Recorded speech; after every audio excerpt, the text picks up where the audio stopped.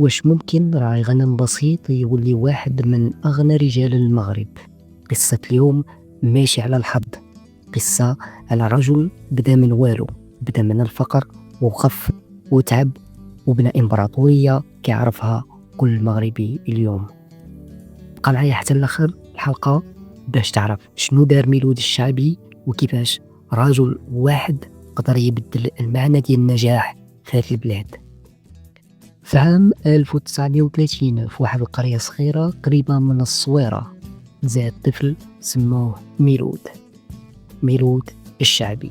طفل جا في زمن صعيب، زمن كان فيه الفقر، كان كيسكن في كل دار والناس كانت كتعيش بالبساطة، بلا مدارس، بلا فرص غير الأمل.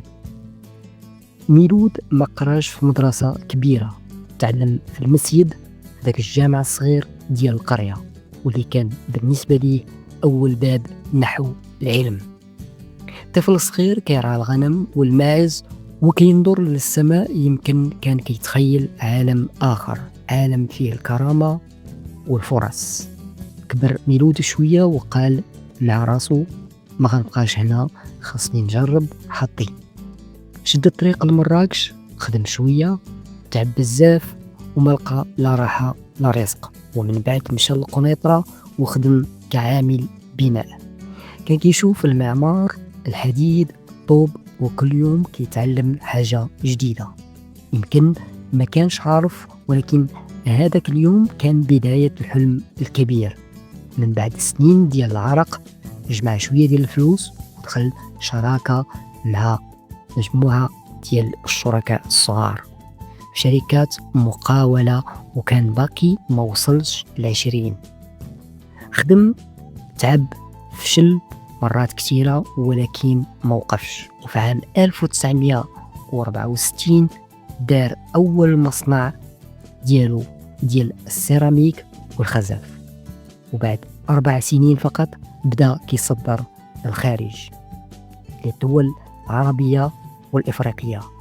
ميلود الشعبي ما بقاش عنده حدود كتكفيه، استثمر، شرى، نافس شركات فرنسية كبيرة، وحتى استحوذ على واحدة منهم، وكان هذا الإنجاز بمثابة نصر مغربي حقيقي.